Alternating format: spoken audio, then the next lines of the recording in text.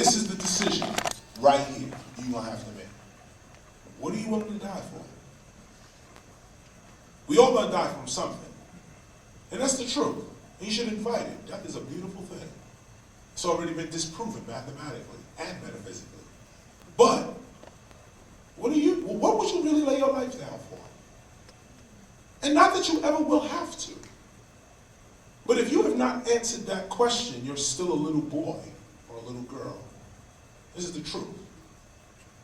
If you have not answered this question, what am I willing to die for?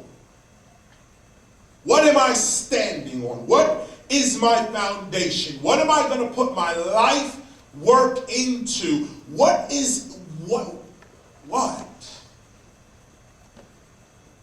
What is it? Who am I? What's my meaning? What do I mean? Most people are walking around with no meaning.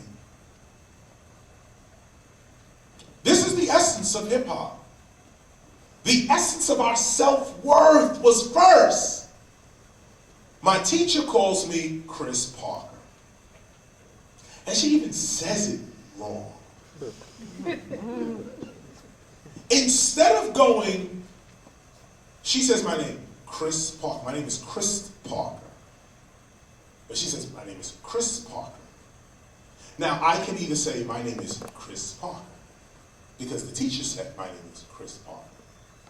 And I'm trying to be like the teacher. I'm trying to assimilate. Or, no, my name is Chris Parker. I'm going to keep saying it till you get, okay, I got to suspend it. Okay. My name is Chris Parker. Better yet, knowledge reigns supreme over nearly everyone. KRS-One. You are not going to define me. All my people got thrown out of school, including myself. We were undefinable. We refused to take on what other people's definition was. But the flip side, I had to live as a homeless man for 4 years. What are you courageous enough to do? Everybody want to be something. Everybody want to go somewhere. But I tell you this, your goal is where your fear is. The completion of your goal is where your fear is. Whatever your goal is in life, check against your fears. If you really want to know what your life purpose is, look within yourself at what you are afraid of doing the most, but you know you want it, that thing. I know I want to fly planes, but I'll never be able to. That thing.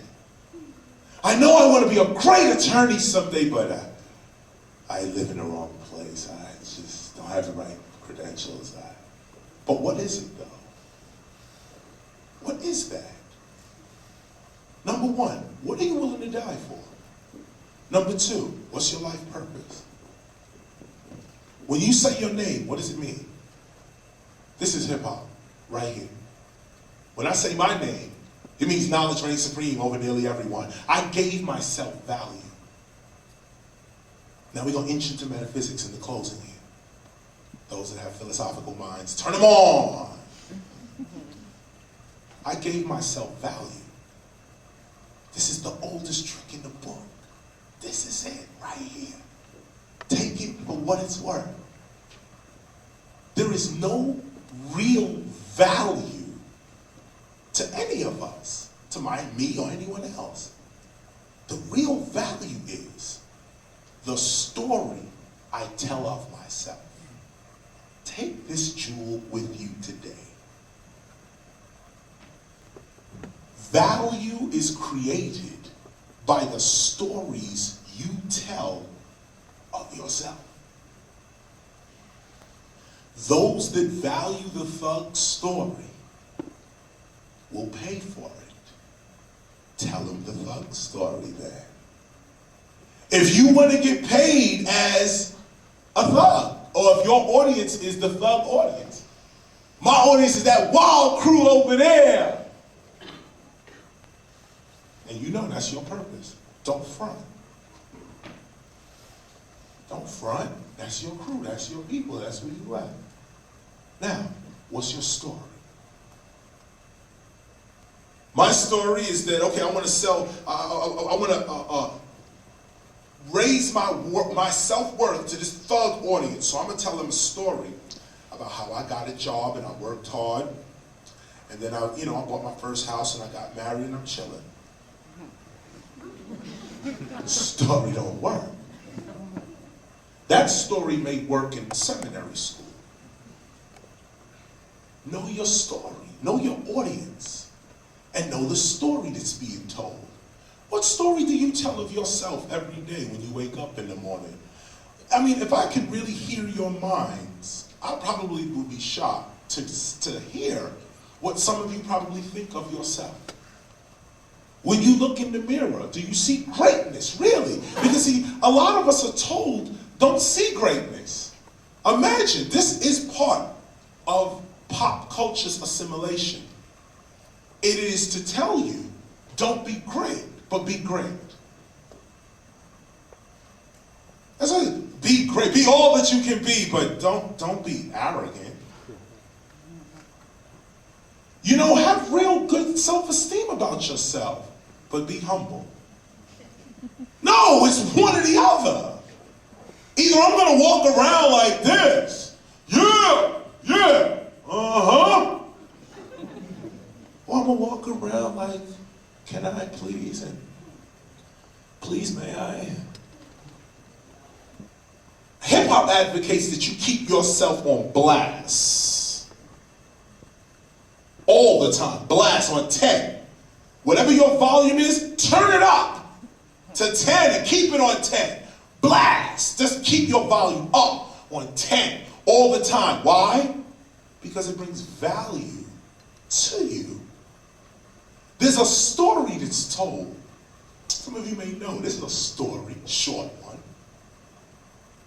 Two people, there's two shoemaking companies competing in England. They both get light that there's another country where there's a whole bunch of people and they want to sell these people shoes. So both companies from England send over their salesman. So one salesman lands, of course, and he says, oh my goodness, what are you doing? You sent me here to this country. Nobody in this country even wears shoes. There's nobody, I'm walking here, everybody in the country is barefoot. Why did you send me to a country where everybody's barefoot? I'm leaving here. They don't even know what a shoe is.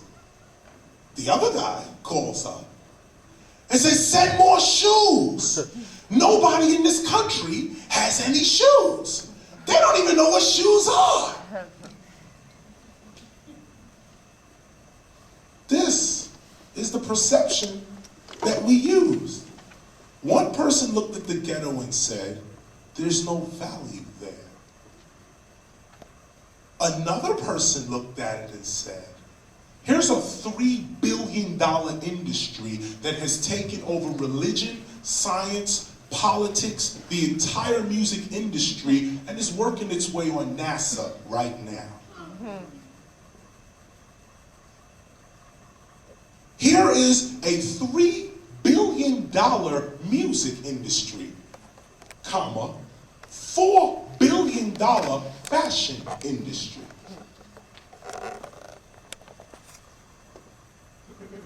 With something that had no value. What do you see? What do you see? I have a book out called Ruminations. And I should have had a copy here with me. In this book, I talk about something called urban inspirational metaphysics. Different from regular metaphysics. Regular metaphysics is a branch of philosophy that deals with first causes. Time, essence, identity, causes, what makes things be. And most metaphysicians spend their time theorizing on great theories. You know, is a cup half full or half empty? If a tree falls in the forest and no one's there, does it hear? Stupid stuff, sitting there going, well, you know, can plants think? Do rocks have feelings? I mean, this is like the common metaphysical discussion.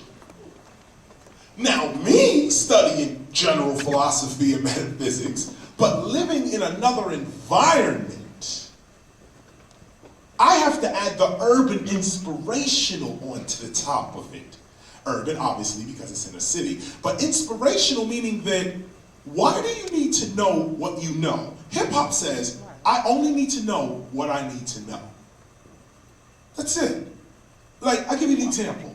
I'll give you an example. Many of us know things we don't need to know. And in college, you pay for it.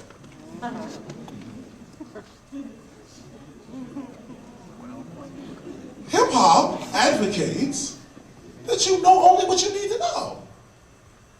This kills people's self-esteem when you come to an establishment of learning and you know what you want to do, where you want to go, how you want to do it. You say, look, I'm gonna build computers. I know this. I got this like the back of my hand. I just need some validation. I need to hang around some cats and see what's up. I need to hear new theories. That's all I need. But I got this. My natural innate ability, my life purpose is I'm building these computers. Then you come to a school and they say, well, you got to play the flute. You're like, wait a minute, man. I'm geared up, ready to go, man. I'm ready to do this. And now I have to take what is called a required course because you believe this is going to make me a more rounded individual. Oh, man. I don't know what's going to make me a rounded individual. I guess not. I don't know what I need. You know what I need. Okay, cool. But this is what kills creativity, self-esteem, vision, something that you need for success. Vision. What do you see? Do you see a podium? Or do you see a historical piece of art? What do you see? When you look at yourself, or I look at myself, do I see black? No, I see brown. This is black. Nobody in this room is this black. This is black. Look at my skin up against black. Brown, black. Brown, black. Yeah, this is taking even further. This is white. I mean, if white people look like this, they'd be dead. No human being can exist like this. White, like look, this is white and this is black. What do you see? Like, what do you see? I look at myself and, you know, people say, well, who are you, Chris? And I think, am I a black man? Like, can you imagine seeing a red man walk across the stage? Or a yellow woman? I mean, but this is how adult, intelligent, thinking, educated people deal with each other every day. Just like this. Just like this. He's black. I'm black. We fighting for the black cause. What is the black cause? What is an African American? What is an Afro-American? Like it's a dreadlocks American. What is these titles we give ourselves? What are they? What do you see? This is the most important question in your life, right here. What do I see? Do I see poverty all around? Or do I see opportunity? Do I see failure? Or do I see success? It's really all the same thing. You make up in your mind what things are going to be. Literally. This is what hip-hop did. We had nothing. Zero. All we had was our voice, our body movement. This is the early days. This is what we had. We was able to talk. We knew inherently, we knew that we were rich. We knew we were wealthy. To this day, this is why, I mean, we laugh about it all the time, but this is why you have Mercedes and Range Rover and Rolls Royce in the hood. And we laughed about it. I said, how could you afford a Rolls Royce parked next to the project? Because the projects is not the problem. Projects out there, we chilling in the projects. This is me, this is my neighborhood. All right, so gets shot every once in a while, but I'm chilling. Where isn't there any crime at? Come on. I'm gonna pull my Benz right up and show these folk that I'm doing well for myself. And you know, I only looked at this, look at this. I mean, we laugh at it, but you look at it, this same story is being told in every neighborhood. It's being told in every neighborhood. The Mercedes is in the suburbs, you know, with this family that's a doctor, and he buys a Mercedes for the same reason. To show off. I went to Germany, and Mercedes were cabs. You talk about a reality check. Right. I went to Germany. I'm in Germany. We're performing in Germany. And I hail a taxi. It's a Benz. 500 series. 500 S-series sedan with Benz. And I can imagine right now all the cars that might be there. They probably have the brand new Benzes running around as cabs. Germany is dissing us. Oh no, they're dissing us. So, I mean, when you go to Germany for no other reason, go and take a cab.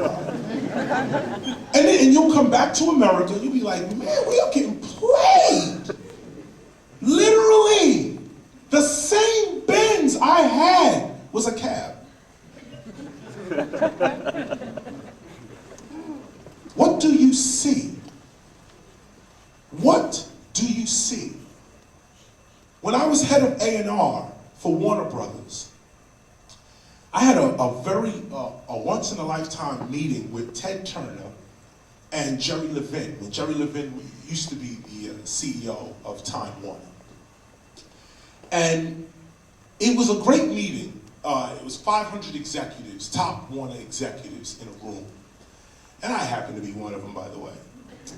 And I'm sitting in this room with all these execs. I mean, you got HBO, Showtime, CNN, Time Magazine, all that subsidiaries and all that. And so we're sitting there, I'm representing Reprise Records at Warner Brothers, Frank Sinatra's label. And it was just so funny that in the midst of, well, first of all, this is what was said to the top 500 executives. I'll drop this jewel on you now. Jerry Levin said, Warner Brothers fails every day. The reason we have $110 billion is because we've learned how to manage failure. I sat there in that room, ghetto kid from the Bronx, graffiti artist, homeless, straight street kid. I'm in there like this. And this guy says, the reason we have $110 billion this year, gentlemen, ladies, is because Warner Brothers fails every day. It's just that we've learned how to manage failure. Oh, you know that hit this metaphysician hard. And I looked at that because there lies the secret to the corporate life. Cultural, stand on your principles, don't move. Find your principles, stand on it, don't move. Corporate, learn how to manage failure. Don't look for success. It never comes. This is the secret right here. Success never comes. Only a properly directed failure is what moves your corporation forward. Failures happen more than success. Not that you will never have a success. But failure happens more than success. The rich have learned how to use failure, the abundance of failure, as wealth. This This is where insurance companies come from. This is how your judicial system runs. The judicial system is unbalanced. We know this. To all my thugs in the room. The judicial system is, the judicial system is imbalanced in this regard. It preys on the weaknesses of people. This is the essence of criminal justice in the United States. I'm saving 4 years, thousands of dollars. This is the essence. The criminal justice system preys on the weaknesses of humanity to eat, to live, to have its purpose. A true criminal justice system is about rehabilitation. We don't have that in America. What we have in America is punishment and sensationalism. And in some cases, sensationalism outweighs even punishment. Americans have become so desensitized to blatant crime on TV that they can actually call the show Cops now. You watch Cops. I don't know any constitutional student, a constitutional law student, that can watch Cops and not cringe on every episode. You study that Constitution for real and then watch Cops. And you will see the blatant disregard for justice, for citizenship, for what is called patriotism. But if the people don't know, meaning by their own choices in life, they shut their eyes to the truth. Meaning, when you're young, and young is a mental thing, but when you are young, you are prone to hang out more.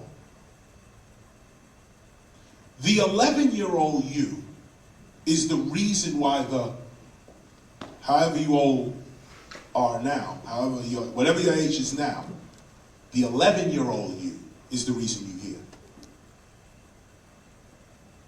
The 12-year-old you is the reason you're here. You ain't here because of you. You're here because of the decisions the 15-year-old of you made. And for my younger students in the audience, the 2 and 1 of you is the decisions you made at 1 and 2 proves your success today. We are all successful in this regard. Some of us fail ourselves. Some of us fail ourselves. In fact, the only real failure is when you fail yourself. You don't want to get to be 50 and feel like you failed yourself. You don't want to get to be 20 and feel like you failed yourself. 30, 25. But you know what? The truth is, a lot of people in this very room are going to be faced with that. They call it depression, they call it midlife crisis, they call it all kinds of things, getting over the hill, all that kind of, but what does it boil down to? I didn't do what I was supposed to do, and now I'm guilty or ashamed of it. That's the point. This is what separates men from women. I'm sorry. Men from boys, women from girls. This is what separates adults from children. And you can see in this analogy that childhood, too, is a mentality. Childhood is when you don't make the right choices for your own future. A baby, even though it's making the right choices, it cries and screams, it still needs someone to take care of it. Still needs someone to look after it. As long as someone is looking after you, you can't call yourself mature. Not at all. Now, this is nothing to say about your mother looking after you, your father looking after you. Believe, if your parents stay alive, all through your life, they'll be looking after you. Believe that. But, what are you doing for them? What you doing for them? You've been in this university, this college, this learning institution for a while now. What you doing for your parents? Who are you willing to die for? Because the only reason you're here is because someone was willing to die for you. Everybody in this room. The only reason we are here, myself included, is because someone sacrificed. And don't get the lofty idea of Malcolm X and Martin Luther King and JFK. No, your moms, your pops, your brother, a good friend, a teacher, a minister, a thug. Somebody was there for you. Now, who are you going to be there for? Or are you just taking and not giving? You see, you break your own worth when you violate these simple laws of the universe. In closing, and now I will bring this to a close. Simple laws of the universe, simple. We can go past do unto others as you would have them do unto you. I'll give you a brand new theological argument which I just had at Union Seminary School a few months ago. Do unto others as you would have them do unto you may be inaccurate. Woo! Because, and it's still a raging debate, I'll leave it for you guys to debate, because in the society in which we live today, different from the society in which Jesus lived, the society in which we live today points to the fact that what is good for me may not be good for you. Jesus did not live in a democracy. Jesus lived in a time where people stuck together and there was no I'm doing my own thing. It was we're doing this Torah thing. And if you ain't doing that, goodbye. As they later came to Jesus with that story as well. Today we don't live in that. Everybody doing their own thing. So, do unto others as you would have them do unto you. You may want to chop your fingers off every night at 12 o'clock. I don't want you doing that to me.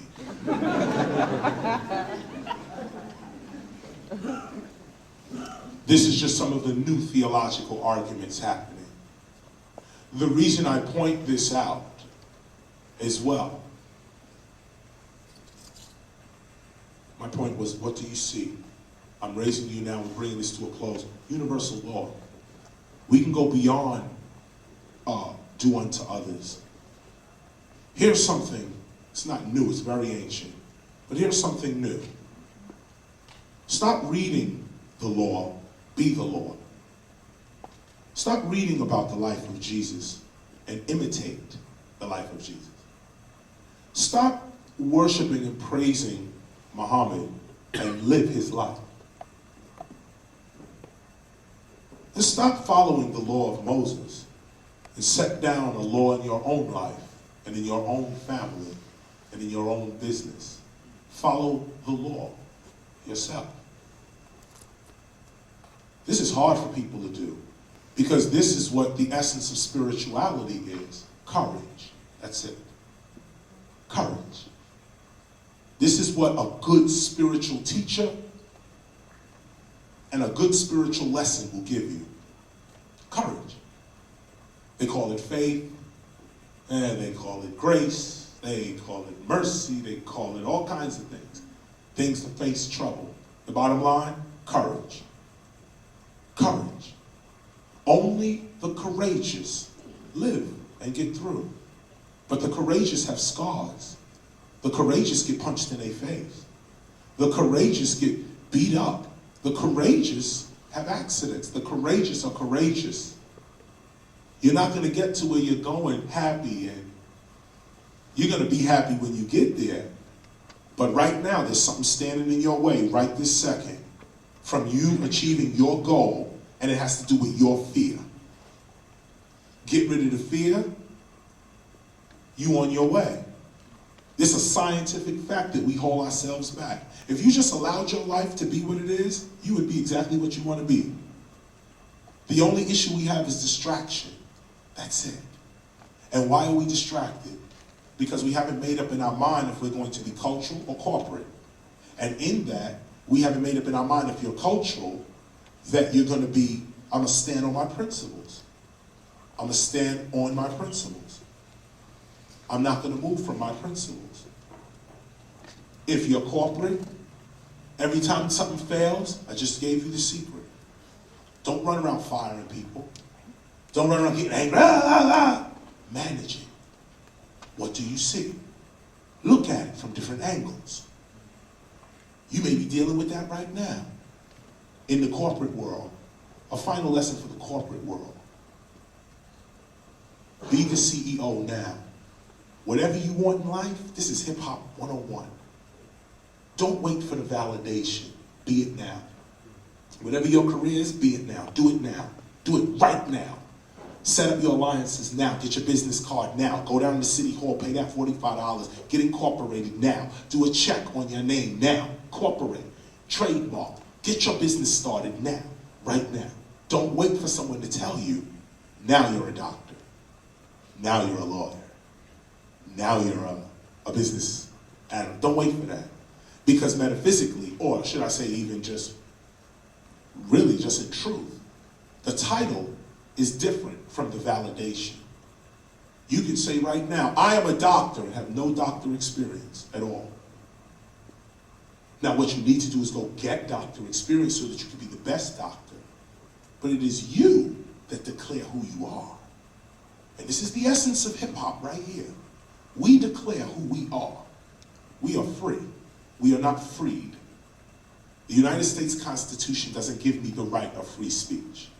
I'm glad it agrees with my theories on free speech. But whether that document existed or not, you could just consider me Nat Turner, because I was going to speak whether that was going to happen or not. Now, there's a few people like me that have always been in America. And this is why hip-hop goes way back. Way back. Hip-hop is beyond entertainment. Hip-hop is consciousness. It is a culture, a way to be, a way to act. You arrive at hip-hop when you arrive at your life purpose, when you are no longer afraid to be you. When you are no longer afraid, I'm going to lose her, I'm going to lose him. They're not going to understand me. When you get past all that, you are hip-hop. You have arrived at the hip-hop consciousness when you courageously present your skill before people. And this is who I am. I respect you, but here's who I am. And I'm courageous enough to do it, even if that means a bullet to my head. Can you go there? That's why we act the way we do on TV, because we don't care about the FCC, period. Other people are just, the FCC, we know they're criminals. So we say, look, what? Criminals in action, CIA, all hooked up together anyway, we talking. Say, I'll put it in my music all the way. You don't think the FCC listen to KRS? Of course they do. I probably have an FBI file walking in this curtain. But at the end of the day,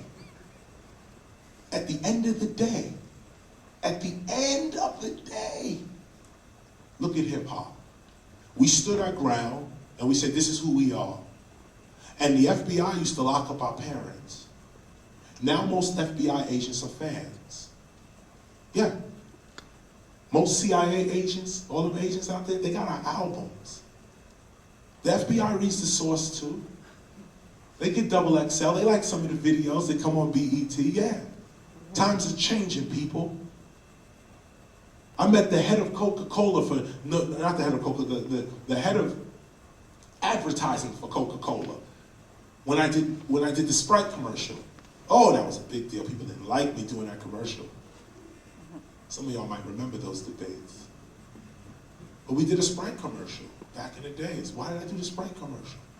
Because a guy with longer locks than me, almost closer to this complexion, darker than me, said, hi, Chris, how you doing? I just rocked Madison Square Garden, as a matter of fact, coincidence, and he came up to me with a card and said, yo, I do advertising for the North American Coca-Cola company. I really like what you did. You did a song called The Bridge Is Over. I said, yeah. He said, I'd like to put that song in a commercial. I looked at his card. He was head of advertising for Coca-Cola. Looked like me. And at the same time, then he said, at the end, which capped it all off, can you sign my copy of Criminal Minded, my first album? I looked at that. And this happens to me all through my life. This is why I'm speaking in this way. When I get pulled over by the cops, they want autographs. I don't know what Rodney King dealt with. In my younger years, sure, I mean, police brutality is what it is. But in real life, rappers ain't getting pulled over and harassed by the cops. That's sensationalism. Anytime you hear a rapper harassed by the cops, his ass needed to be. Believe that. I'm telling you the truth here now. Cops pull us over, big respect. And the bigger respect you have in the community, the bigger the cop respect for you at that moment. Go back over to cultural versus corporate. The cultural respect goes all across society. That corporate respect, you're gonna be paying. They both work. Either you're gonna pay, or you're gonna have this respect. It would be great if you could have both, but it's hard to have both. It's hard to be extremely wealthy and have the respect of the people. You have to choose what you're gonna do. And don't front, keep it real. I forget these people, I ain't no community leader. Like, what's the guy, 50 Cent says, or his friend. You know, I'm not here to save the world. Roll up the next blunt, let's go. Do it. But keep it real. But keep it real with yourself. If that's what you're about, then that's what you're about.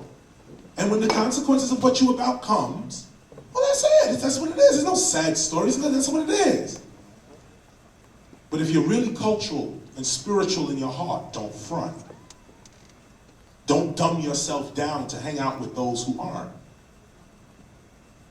Don't go back home when you get your summer break or spring break and you go home and the people say, oh, you think you all that because you've been to college.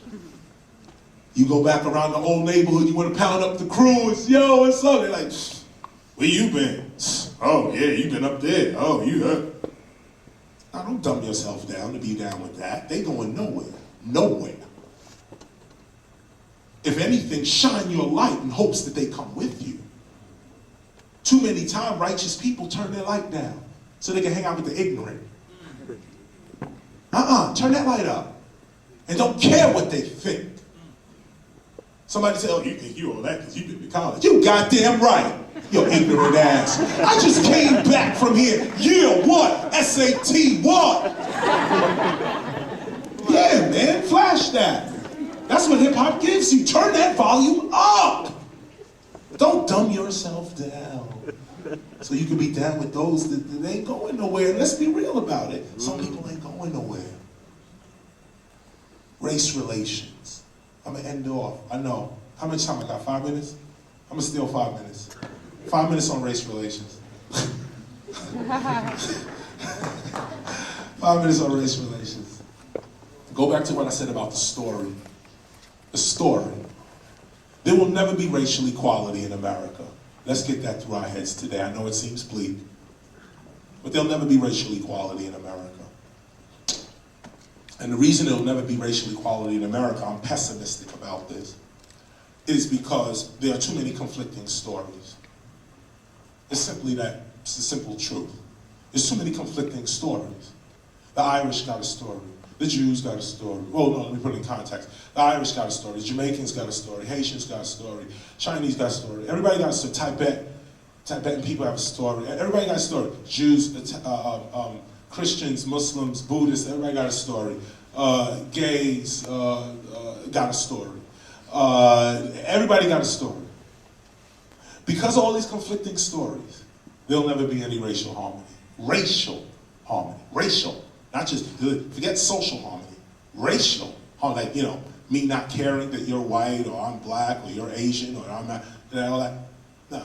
There will always be a race issue in the United States until we have one American story. Now, how do we get to one American story? Well, a lot of people are going to be exposed. If we have to rewrite history, we have to rewrite the American history. And what's going to happen is now you're going to realize what the philosophy of history is. We made it all up. Because nobody can record history. Let me just hit you with that too while I'm at it.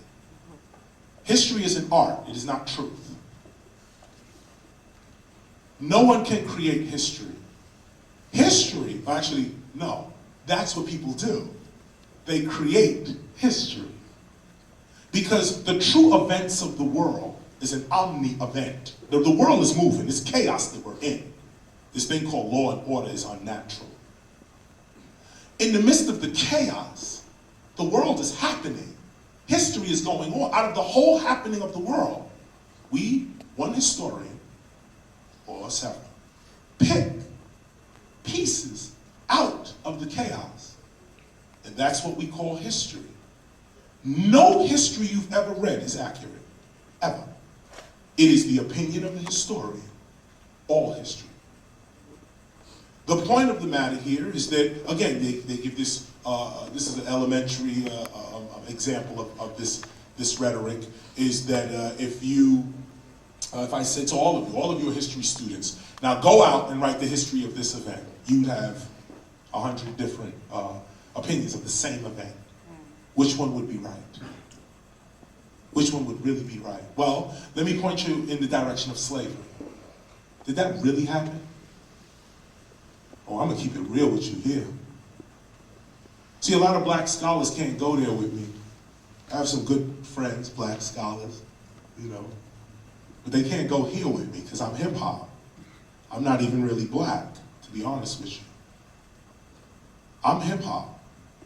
I'm defined by consciousness, not by color or anything else. Oh no, Chris, what are you talking about? There is a long African-American struggle, a heritage, a history, what are you discarding? All of it never happened. What do you mean? We were never slaves and white people? No. No. Here's what happened. What happened was capitalism boomed in the United States, or the idea of it took hold in the United States. The United States did not have technology.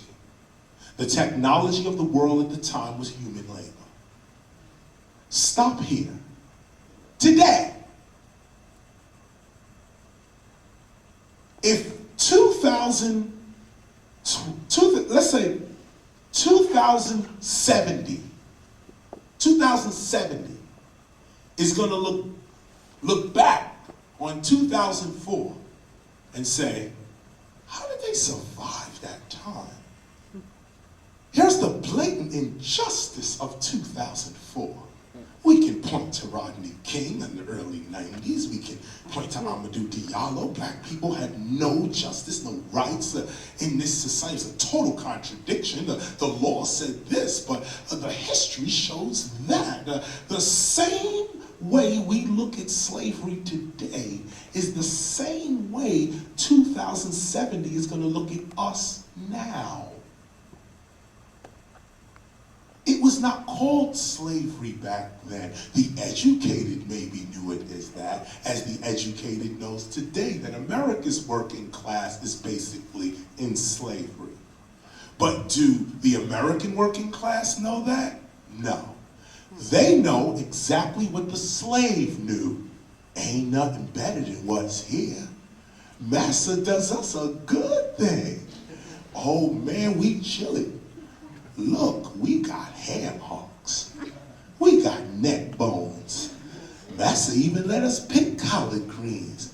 What could be better than this?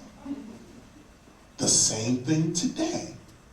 People like myself and yourself, advocating peace, screaming out, trying to wake people's minds up to be more than just a robot for the workforce. I'm the Harriet Tubman of our time. But Harriet Tubman had to walk with a gun to get her own people off the plantation. We're in the same dilemma today. There is a war going on in Iraq. Iraqi people are dying by the hundreds. All they put on the television is 500 soldiers dead. Never once do you hear the Iraqi toll. Why we don't hear about the Iraqi toll, death toll? Because that number's high. If Americans ever really saw the Iraqi death toll number, that 500 troops would be insignificant. And that's an injustice to the families of those troops, but look at the politics being played. Look at the politics here. So, I see.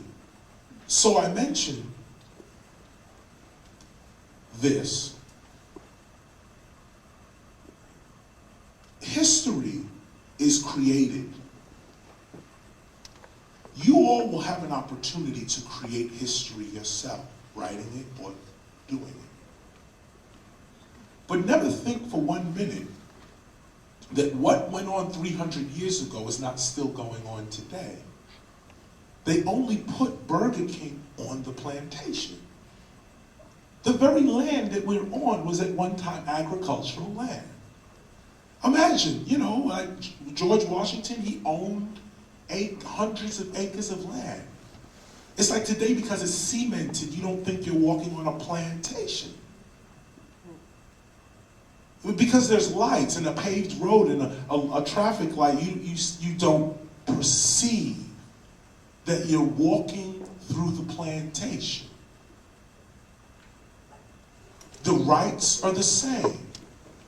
The way things are, it's just more technology. So you drive across the plantation as opposed to walk a mule across, and we call this freedom. The United States Constitution never abolished slavery. It only relegated it to those who break the law. The abolitionists lost, ladies and gentlemen. They didn't win. Slavery was never abolished. It was relegated to those who break the law. When you break the law, you go into servitude. This should make everyone want to try to follow the law. Not out of fear, but out of proof of your citizenship. I am not a slave. Proof of me not being a slave is I am not a criminal. Proof of me not being a criminal is my reputation, skill, and character in society. When the cop comes to me, it's thank you and good morning, sir. It is not get your hands up against the because I look like a suspect. How do we deal with police officers? How do we deal with the fire department? How do we deal with doctors? How do we deal with lawyers, teachers, ministers? How do we deal with these people before we start complaining about police brutality, about the church is corrupt, the teachers don't care? This is us. This ain't them. We give the teachers power to teach. We inspire our teachers. We lift them up. We protect our police. They don't need to protect us. The police cannot protect you. Let me hit you with that too. The way the police protect you is when you protect the essence of the law. When everyone's following the law, well, that joker that don't want to follow deserves to get his ass kicked. It's as simple as that. But now if everybody's lawless, how can we complain about police officers when we ourselves don't follow the law? This is hip-hop. This is the mentality that we think every day. Me, Dougie Fresh, Public Enemy, Queen Latifah, Will Smith, our list goes on. Even 50 Cent, Dr. Dre. They're acting, folks. They're acting. What you're seeing is fathers and mothers trying to make money in a corrupt entertainment industry. Some take the money. Others stay cultural, like me. The IRS tells me I make millions a year. I don't see it.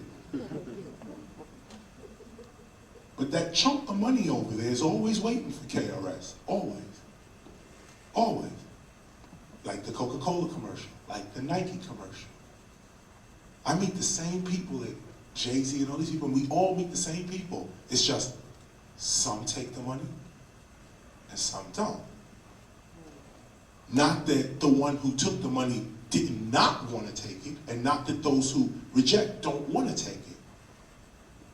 But to be successful, you got to be clear with who you are and be satisfied with who you are. This is peace. This is contentment.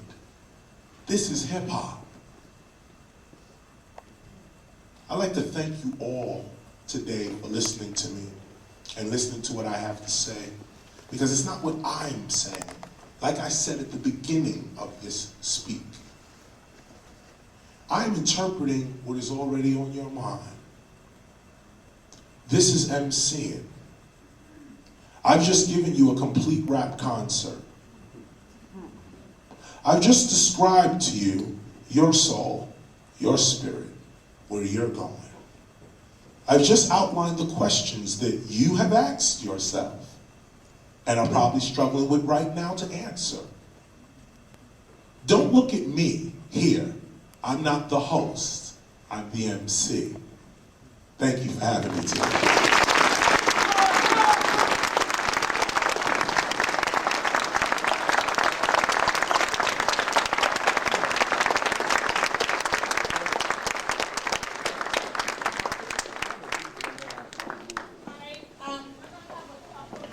Femininity. I'd like to know how that plays out in your personal life right now. Sure. The rise of femininity in my own life is that, for some strange reason, it seems that women have taken over my management. Just recently, my wife has been my manager for about 14 years now. And the way it plays out in my life is that, as a man, I'm always surrounded by strong women of all nationalities. I seem to draw the outspoken woman to my environment. It has been a bittersweet in that regard. Women who speak up, strong women who are not afraid. I don't attract the docile women. And I say that also in business. It's an honor to work with some of the women that I work with. I'm not just saying that. I mean, you do research. Actually, my life is an open book. But my wife is the head of our situation, and from there, there are other women that do a lot of different things. And I mention women in particular as well because there's a certain aggressiveness about women. There's a certain aggressive nurturingness. And both of those words may be wrong, but that's the feeling I'm getting. Like an aggressive, like a carrying, something like a pick up and run with something, as opposed to men who like to touch and go. They'll build something and look at it, and then come to a build. The psychology, look at it. Women own it and run with it, whatever the task may be. In my life, it seems like that. So it's and in that album, I mention that because my mother, I was raised by a single parent, my mother. My father disappeared when I was one. That's all I'm told. And my mother raised us up, in the 60s civil rights movement, all through the 70s, 80s, and so on. And that gave a major impression on my mind, just to eradicate something also about hip-hop while I'm here. Hip-hop, it is impossible for hip-hop to be misogynistic. Disrespectful, yes. Misogynistic, no. Misogyny is the hatred for women. Hip-hop cannot hate women because most of the early hip-hoppers were raised exactly like me. We come from the generation where it was moms. We never knew where dad was. This is 90% of all early hip-hoppers growing up in New York and really around the country. Ice Cube and Dr. Dre got the same story growing up in Compton, LA, as I have in the Bronx, New York. And so I mention that to say that hip hop has always been surrounded by strong leaders, women that express leadership. Hip hop has always been involved in that. To say that hip hop is misogynist and hates women not only means that the code in which we're speaking is not being interpreted correctly, and in addition to that, it means like hatred for women. Anybody who has ever said anything about women in hip hop, it did not come from hate. It may have come from lust. It may have come from disrespect. It may have come from ignorance. But hatred for women is something that I think hip hop gets labeled with, and it's an inaccurate term. Rappers are misogynists. They're misogynistic lyrics. Rappers don't talk about hatred of women like that. In 1986, battling emcee and the Juice Crew, which was famous called the Bridge Wars. That then led on to Melly Mel, the guy I talked about was the greatest MC of all time. I wind up battling him too. And then that went a short little stint with a group called PM Dawn. We'll just breeze over that. And then we arrived now at Nelly. And Nelly, the situation with Nelly is it's a corporate cultural one as well. His issue is I'm new, I'm fresh, I'm hot, I'm now, and I don't need to know about culture and this. We're just gonna get with these chicks and get this money, and it's gonna be all good. And he thought I dissed him in this record called Clear 'Em Out. This record I did, which I wasn't talking about him really, I was talking about a whole bunch of people. And he said that he was talking about him, so I put out an email, put out 2 email statements that said, no, I'm not really dissing, it has nothing to do with that, I wish him a happy career, and this, that, and the other. Next thing I hear, he's on BET, and he said, well, KRS-One, I respect him greatly, but I'll help Dirty out. If you want me to help him out, I'll help him out. And so I let that go because AJ didn't ask him the right question. He fell into the trap. But the other side to it was that then on the Beanie Siegel Freeway remix of Rock the Mic, then he actually called my name out on the record, and that's what started the battle. So I just got rid of him. I'm sorry, say it again? No, I really wanted to send a message to his A&R. And Nelly, the battle was a battle, it is what it is. He's not really a battle MC, as most people would say, like, what was that about? But if you listen to the lyrics of the first record I put out, called The Real Hip Hop Is Over Here, in that record, I'm talking to Universal Records. And I say, I'm talking to Nelly too, but I say to Universal, that I tell the entire hip-hop community not to buy Nelly's album on June 25th, and they lost 6 million sales. And people don't talk about that. But Billboard had like a little article they was gonna write about it, but then Universal wouldn't let them and all of this kind of thing. But it has to do with the fact that when I said, don't buy Nelly's album on June 25th, which was the Nellyville album, he did the album before that, Country Grammar, had sold 10 million or 11 million copies. This album came out and sold 4 million. And my issue was to Universal Records that you cannot expect to diss cultural icons. Not me, I would never call myself an icon. That's reserved for the people. But there are icons, like I mentioned, Grandmaster Flash, Africa Bambaataa, Kool Herc, Grand Wizard Theodore, Rocksteady Crew. The list goes on. People that if they did not exist, I would not exist. And what I saw was that Universal and Def Jam and all the rest was just basically steamrolling hip-hop's culture. And so I battled from that point of view. I said it in all my articles, every radio interview I did, and even on the record. The funny thing is that he tried to actually respond. And that's when I put out, I have 3. Okay, this is on this portion of history, slavery. I argue that our children, all children, we have to go so far we have to be so radical in the sense of sex. Sure, we shouldn't. Yeah, it's a picture. Oh, okay, there it is. There it is.